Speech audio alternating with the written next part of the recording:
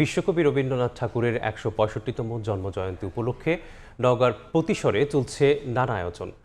নাগর নদের তীরে বসেছে ১০ দিনব্যাপী গ্রামীণ মেলা। বিস্তারিত জানাতে সেখানে আছেন এমআর রকি, সরাসরি যুক্ত হব তার সাথে।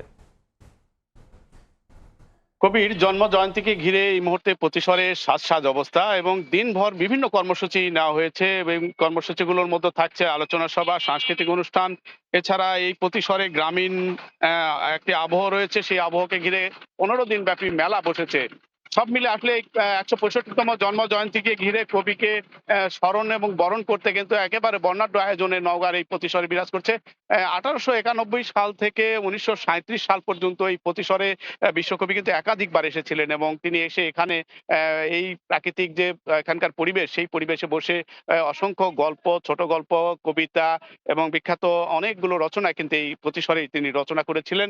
সব মিলে এই প্রতিসরকে আসলে প্রতি বছর এই জন্ম জয়ন্তীকে ঘিরে এই অঞ্চলের মানুষ একটা দীর্ঘ প্রতীক্ষায় থাকেন।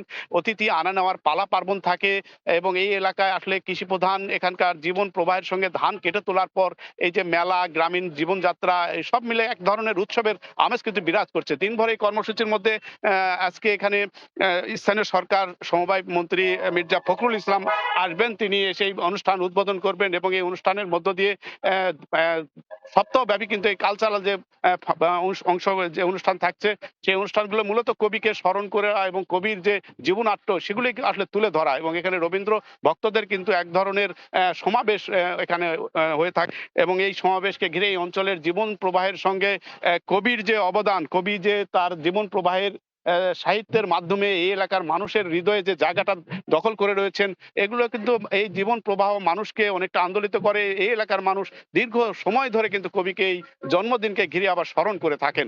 এই ছিল